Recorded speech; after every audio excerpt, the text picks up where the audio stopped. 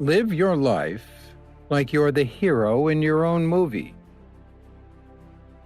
I think that a lot of people say, I just want to they're kind of dabbling in the idea of improving themselves, and the real way to do it is to write down what you truly want and go after it, because otherwise you live in sort of wishy-washy world. If you decide, I'm going to do this, I'm going to run a marathon in less than 3 hours, I'm going to read 2 books this week, I'm going to, whatever you want to do, you have to sit down and write that thing that you want to accomplish and then go for it. I often tell people to live your life like you are the superhero in your own movie, and imagine right now when the movie starts and your life is a total mess, a true disaster like every Sylvester Stallone movie, where he wakes up, the bad guys are looking for him because he messed up. He puts the gun in their mouth, and they put their guns down because they dropped something in their pants. Pretend that you are the main actor instead of Sylvester Stallone. Pretend now that you're in the part of the movie that starts, and it shows you as a total nerd or loser, and just decide not to be a loser anymore.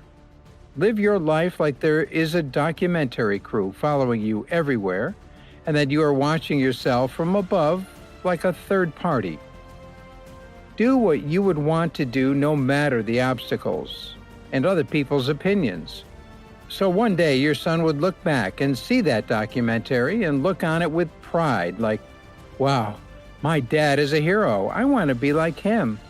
He really did what he had to do. I love a success story, but even more, I really like when a dude starts from nothing and succeeds and accomplishes everything he dreamt of. He gets the most beautiful women in that red Ferrari or big mansion with a swimming pool inside. Those are my favorite stories, and the way to do that, you got to write down everything you dream of. Just sit down and write.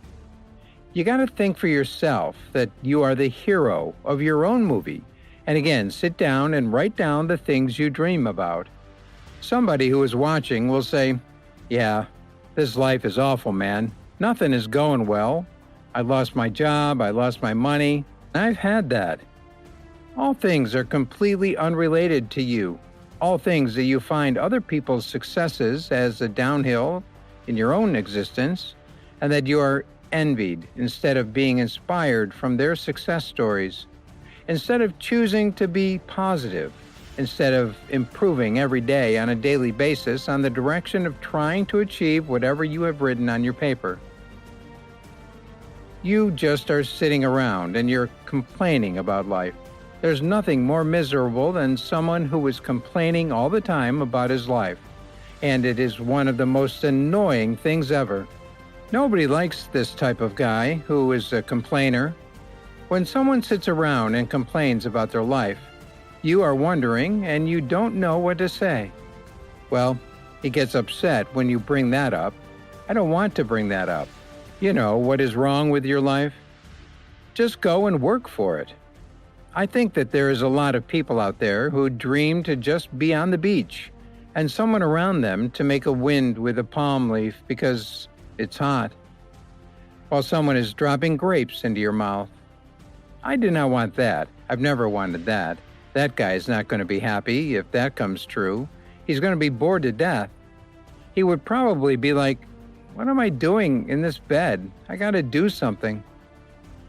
The human organism, that animal that we truly are, needs constant stimulation because it has evolved trying to find food and escape enemies and find shelter and escape wild animals. Try to survive, and this is the great joy that you have. We are built for that, to take care of our children from the wild animals and the enemies, and feed them.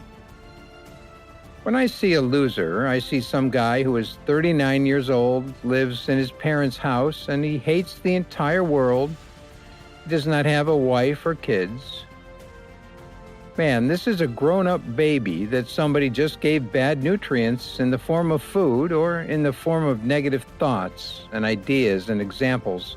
And this kid developed these horrible patterns of behavior that have led to this point where he is, in this grown middle-aged person with no future, no dreams, and no plans or ideas of how to get out of this rat race, and probably he will never escape it. This is the world we live in today, and I think part of that world is because we have been fed with these fake advices that you're supposed to seek comfort instead of getting out of your comfort zone. I think you're supposed to seek lessons. You're supposed to seek difficult tasks every day, and through doing things that are tough to do, even if it's 60-minute spinning class. I do a 90-minute yoga class, and during these last 20 minutes, I don't want to be there. Man, and I definitely don't want to give 100% of myself, and I can cheat, but if I don't, and I get through it, when the time is up and the lady says, "Namaste," and everybody gets up, you feel that satisfaction, that happiness. I lost 15 pounds last year because yoga has drenched the point where I could literally wring it out and fill a jug of water with it. But through that struggle, I will now have a better day, and I better do it again tomorrow or do something else, because just think, well, tomorrow I'm going to buy Coca-Cola and eat Ruffles all day and watch TV. On the next day, I'll be like, "Oh, hello, sadness, my best friend." This is because when you're not doing anything, you feel like you are wasting your life, and that is just part of being human. We can pretend that we're something other than that, and we can pretend, "Nah, me, man, I'm just cool, just..."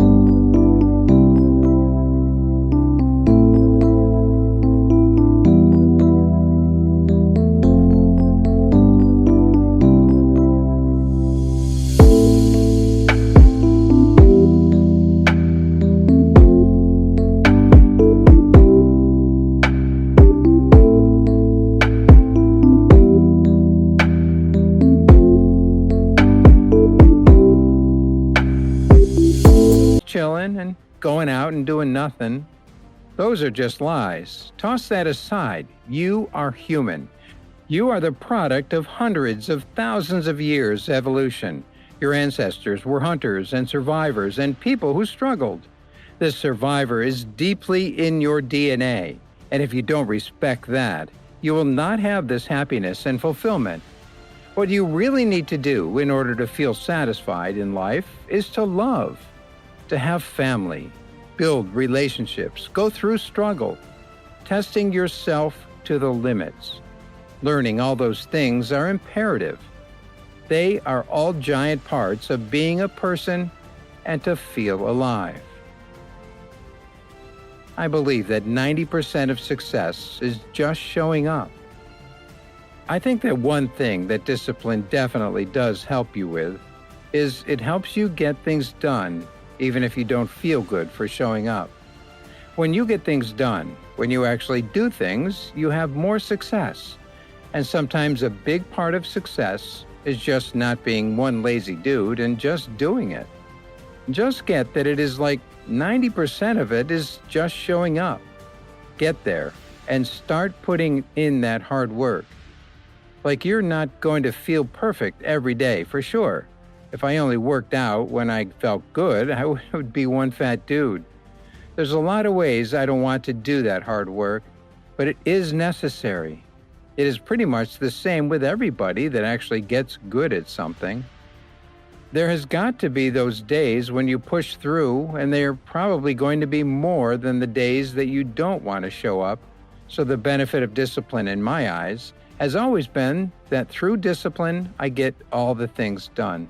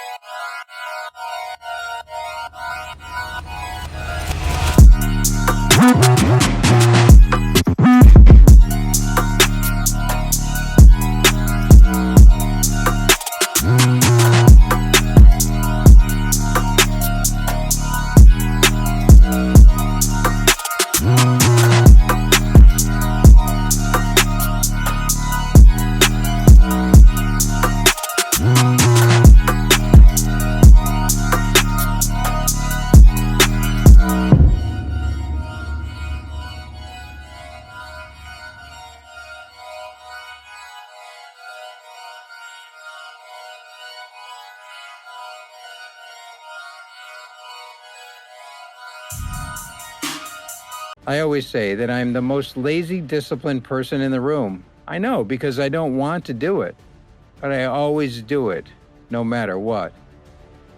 There's a great book called The War of Art, and the author was essentially like a nerd, do well, till he was like 43 years old. He was kind of messed up. A lot of artists and comics, musicians, as well as writers, for sure, one of the big problems is just sitting down and doing the work. And authors talk about it in the most concise and beautiful way, and he labels it like an enemy calls it resistance. You have to sit down. You have to overcome resistance. And the professional goes to work, and it doesn't matter if you're sick, if you have a wife, it doesn't matter. You are professional, and you go to work, and that just puts it in your head that this is what I do.